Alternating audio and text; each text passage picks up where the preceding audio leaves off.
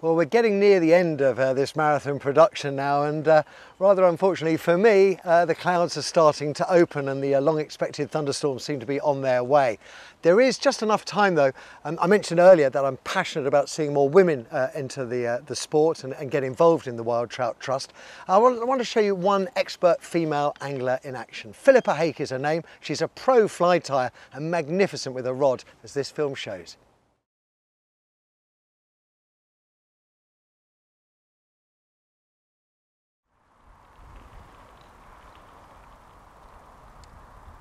So, based on what we saw Paul doing earlier with the kick sampling and the bugs that he was pulling out of the river, I'm going to tie up a simple sedge pattern on a size 14 hook. It's quite simple to tie and easy enough for you to, hopefully copy a few of them and reuse them on the river near you. So we place the hook in the vise, and the thread we're using today is 12-ohm black. So just start your thread off at the eye, take a few turns and then just trim away the waste piece, and then just carry on taking your thread down towards the end of the hook, just to about there. We're going to have like the same material as some white like poly yarn stuff for the tail and the wing.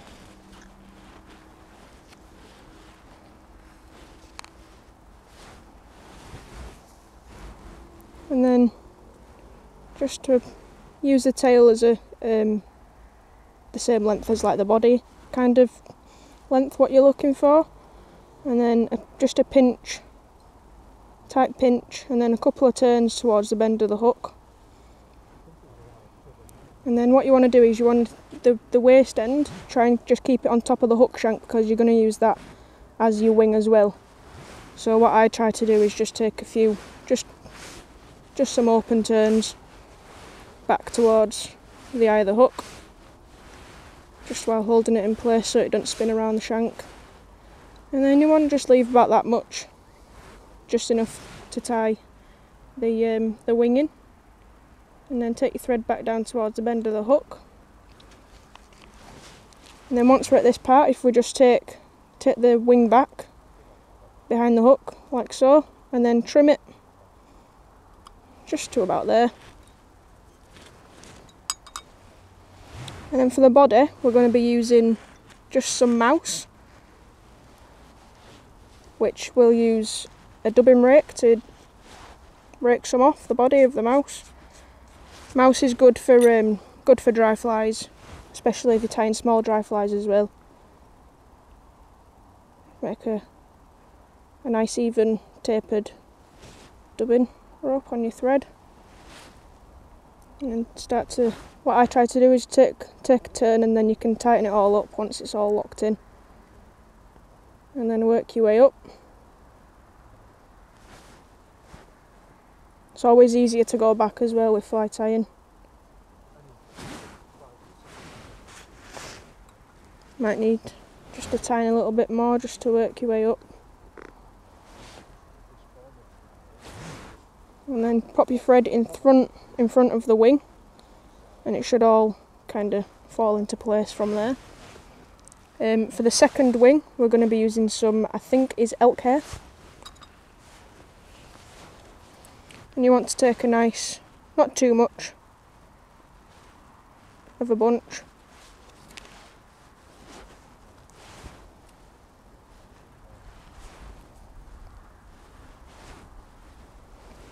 And then trim off as close as you can to the skin. Get rid of all the waste ends just by running it through your fingers. Pop it in your hair stacker.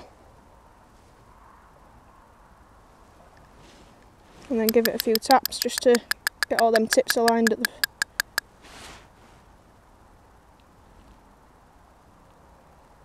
Pop it out.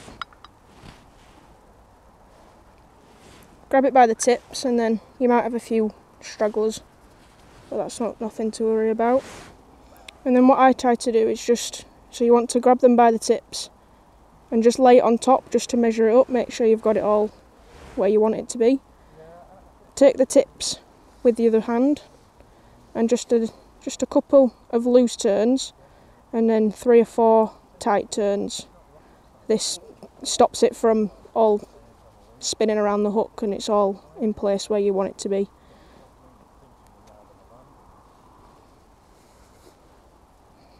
And then from here you can let go and it won't move out of place, hopefully. So take all the waste ends, and I like to just take a few tight turns in front. Don't worry about it looking too messy, they like them quite scruffy anyway, the sedges. Come in and take the tips, the waste ends, and just snip away. And you'll end up with something that looks a little bit like this. I just come in and snip away any little stragglers that might still be there. Like I say, don't worry too much if it's looking a bit messy, you kind of pull it all back into place. And then what I kind of do is just, if you lift them all up,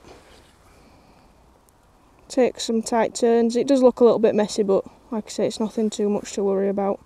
We'll cover that up with some dubbing anyway. You can use other dubbing, such as, you know, hare's ear and, you know, different colours and stuff like that. But I like to use the mouse. Take a little pinch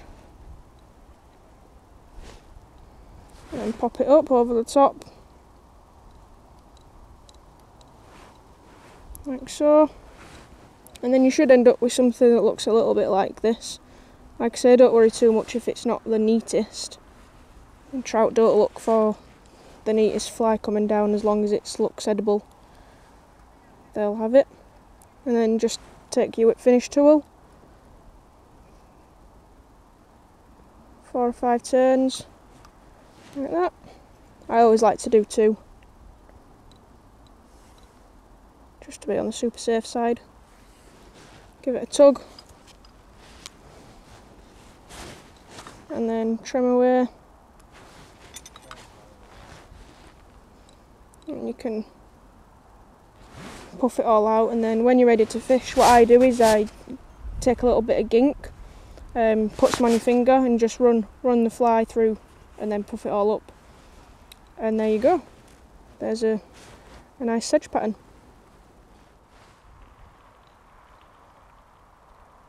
So we've had a cracking day today with Johnny and Paul. We've tied the sedge pattern on. We're going to go see if we can catch some pesky trout in the river. Tight lines.